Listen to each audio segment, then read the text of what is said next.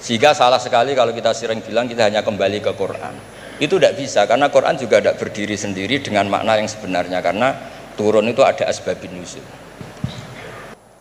Ini katanya untuk bahagia. Jadi saking pentingnya untuk bahagia itu sampai Allah itu kadang ngendikan hal yang nggak penting, tapi menjadi penting karena untuk bahagia. Jadi kalau Allah tanya Nabi Musa ketika ketemu dipanggil itu, wa ma tilka biyaminika ya Musa, yang kamu bawa itu apa? Padahal ketika dipanggil itu kagetnya bukan main. Misalnya pegawai UI dipanggil rektor itu kagetnya bukan main. Bawaannya rektor itu mesti nyalahkan. Mesti pikirannya orang itu mesti ketua badan wakaf ya sama. Mesti mau negur atau apalah.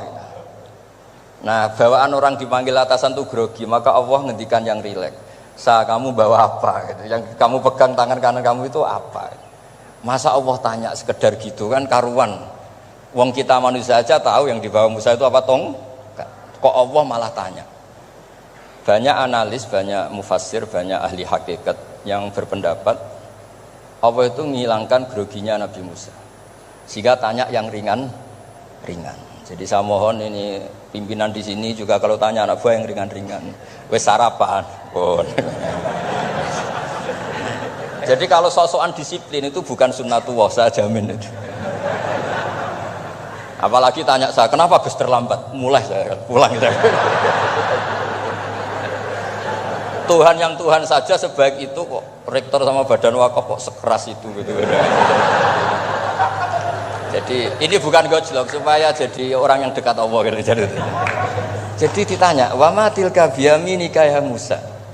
Kamu bawa apa ke sini? Yang di tangan kanan kamu itu apa? Nah, bisa jawabnya ya lucu ya sederhana. Ini tongkat Gusti. Tak pakai menggembala kambing, tak pakai ini itu. Bisa masih bilang dan lain-lain. Kayak laporan keuangan tuh, kalau susah nerangkan itu dan lain.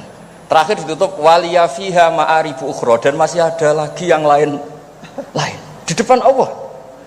Kamu lapor audit di badan wakaf, diterima enggak laporan lain-lain? Ini teman saya lama ini. Saya di UI itu sudah lama, cuma inginnya dikenal Allah, tapi sekarang malah dikenal rektor. Aduh, repot agak. Saya dulu dari anak Profesor Zaini itu mulai 2000, tahun 2000. Dekat sekali dengan saya. Sering ke rumah saya, ke kontrakan saya, karena diskusi tafsir. Dan saya ikhlas sekali, tidak ingin dikenal rektor, badan wakaf, siapapun. Karena keluarga saya itu, bapak saya itu wali. Jadi kalau wali itu kepinginnya dikenal Allah. Tahu-tahu diturunkan derajatnya, disuruh kenal rektor, kenal badan wakaf. Jadi ini ada pemakhlukan. Ya, ada pemakhlukan. Turun dulu baru naik. Ya. Jadi saya artinya gini, saya di sini itu sohibul bait. Jadi tadi Mas Majdi itu keliru kalau nanti saya ngisi. Saya ini sohibul bait, nanti yang ngisi ini. Maksudnya seperti itu maksudnya. Jadi, karena tuan rumahnya saya Pak Warsono. Ya, ini tamu ya. Tapi ternyata pemakhlukan itu penting. Di dalam ilmu tafsir diantaranya itu dikenal namanya tanazzulatul maulah. Allah itu menurunkan martabatnya. Allah sebagai Tuhan tentu tidak pernah menghutang kita, tidak pernah merasa dikasih, karena semuanya itu milik Allah. Tapi Allah untuk memotivasi orang amal itu ngendikan Allah, man dzalladzi yuqridu waha qardan hasana. Siapa yang mau menghutangi saya? Allah itu tentu tidak butuh hutang kita, karena kan semua milik kita itu milik Allah. Tapi supaya orang termotivasi amal, merasa superior, merasa heroik, saya mau menghutangi Allah, saya mau menolong Allah. Padahal Allah huwan nasir, Allah ni'mal maula wa ni'man nasir. Tapi Allah mengistilahkan dirinya intan suruwaha, jika kalian menolong Allah. Wahal yahtaju ilan nasri, tentu tidak, Allah tidak butuh pertolongan kita. Tapi itu tanazzulan. Allah yang Tuhan saja menurunkan derajatnya untuk komunikasi dengan manusia. Artinya kalau saya makomnya sudah fana kenal Allah, saya juga ikhlas turun derajat kenal rektor gitu. Jadi itu insya Allah tidak masalah. Gitu. Dan sampean pernah dengar ilmu hakikat memang gitu. Jadi saya ini memang sudah sering cerita ke Pak Fajar, Pak Sadeli, Pak Junaid. Saya ini sudah daftar ingin jadi resi lah. Saya sudah nggak pernah keluar, saya di rumah ngaji. Tapi ngaji kalau ngaji terus ya. Saya belum pernah nggak ngaji. Satu hari minimal ngaji 4 kali. Ngaji fikih yang saya sering itu fikih, karena Mbah Basa memang ahli usul fikih. Dulu pertama Profesor Zaini melibatkan saya ini cerita ke Mas Majdi itu gara-gara beliau itu profesornya itu sastra, adab, di Al-Azhar itu adab. Iya, Zaini. Orang tua dari rektor. Iya. Nah, karena jurusannya ada, beliau memang pakarnya kalau menghaluskan bahasa. Tapi masalahnya di Quran kan banyak fikih juga, dan beliau cari ahli fikih. Singkat cerita, entah gimana ceritanya, Allah yang mempertemukan ketemu saya. Nah, kenapa kita butuh fikih, tidak sekedar kesusastraan atau ilmu adab? Karena ada tafsir atau fikih dalam Quran yang mau tidak mau harus difikihkan. Misalnya begini, wa antasma'u bainal ukhtain, kamu tidak boleh menikahi sekaligus mbak dan adiknya atau adiknya dan mbaknya. Jika Anda berpikir Quran itu hanya Quran, maka berarti apa boleh menikahi misalnya Sri dengan buliknya, Sri dengan budenya, padahal tidak boleh juga. Tapi faktanya Quran hanya ngendikan wa antasma'u bainal ukhtain. Sebab itu zaman Rasulullah SAW sugeng itu nambahi wala binal mar'ati wa ammatiha wala binal mar'ati wa kholatiha, juga tidak boleh menikahi Sri dan budenya atau Sri dan buliknya. Dan kebetulan Nabi itu tidak menambahkan wala binal mar'ati wa jaddatiha, karena kayaknya itu nggak usah dilarang, ya sudah lucu aja gitu. Masa kamu nikahi perempuan umur 17 terus minat mbahnya umur 70. Lah itu kalau sampai butuh dilarang, ya Anda perlu berobat itu. Tapi kalau bule kan kadang masih menarik. Orang-orang kayak gini itu misalnya nikah umur 17, bulenya cantik umur 30, minat enggak? Jadi artinya butuh dilarang untuk tidak minat tuh butuh dilarang gitu. Tapi kalau mbah ngono kok ditakok. Nah, ngono kok ditakok. Ini pakarnya.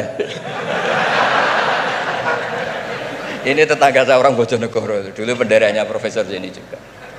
Artinya andai kan tidak ada usul fikih ini mimbabi itlaqil ba'di wa iradatil qaul. Meskipun usul fikih itu yang menginduk ilmu balaghah, ilmu ini itu. Jadi Allah menyebut bainal ukhtain artinya diganti bainal mahromain. Jadi ukhtain itu ibaratun atau itlaqul ba'di, yaitu ukhtain mewakili kata mahromain. Dua perempuan yang punya hubungan mahram tidak boleh dinikah bersamaan untuk orang-orang yang poligami. Ini penting supaya semua tafsir juga gitu, lafat-lafat yang ada mahdhufnya itu kita jaga, baik itu secara keilmuan maupun secara fikih. Keilmuan misalnya begini, orang yang dilaknati Allah, mal'anahu wa ghadiba alaihi, di antaranya diteruskan wa ja'ala minhumul qiradata wal khanazira wa abadat tauhid. Lalu misalnya secara penelitian tidak pernah ada makhluk manusia yang dulu jadi kera. Tapi melihat ayat itu seakan-akan itu pernah ada periode atau kejadian di mana manusia itu dirubah jadi kera. Wa ja'ala minhumul qiradata. Mau tidak mau kita butuh perangkat ilmu lain yang namanya balaghah.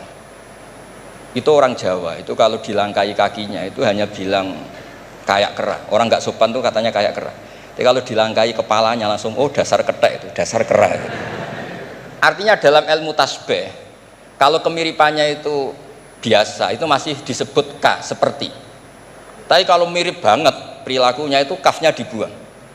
Sehingga orang yang tuli banget terhadap kebenaran, Allah bilang summum bukmun umyun.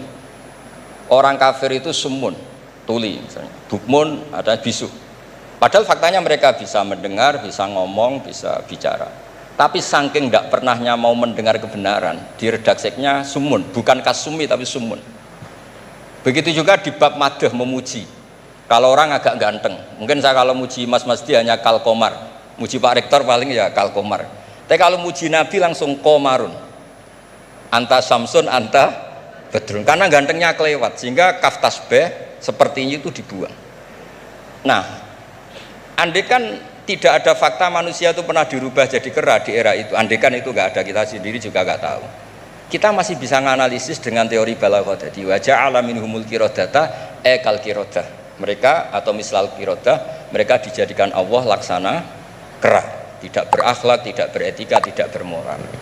Ini pentingnya ilmu balaghah, sehingga kita tidak perlu mengharuskan orang berkeyakinan dulu itu pernah ada orang manusia dirubah jadi apa? Kera. Nah misalnya ada yang berkeyakinan atau berpendapat memang itu pernah nyata, itu ngendikannya Rasulullah kemudian itu dihilangkan, hanya hidup 3 hari kemudian hilang sehingga nggak punya turunan.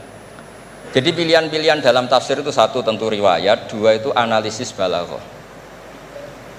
Nah, analisis fikih itu tidak kalah penting karena konstruksi Quran itu ada fikih yang sudah mapan. Seorang lagi ada fikih yang sudah nopo mapan. Ketika Nabi Lut itu menyesali kaumnya itu lesbi dan gay, kelainan seksual.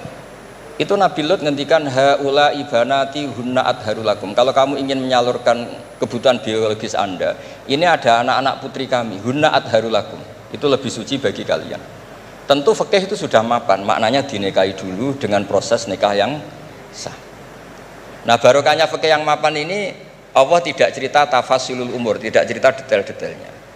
Sehingga salah sekali kalau kita sering bilang kita hanya kembali ke Quran. Itu tidak bisa, karena Quran juga tidak berdiri sendiri dengan makna yang sebenarnya, karena turun itu ada asbabun nuzul.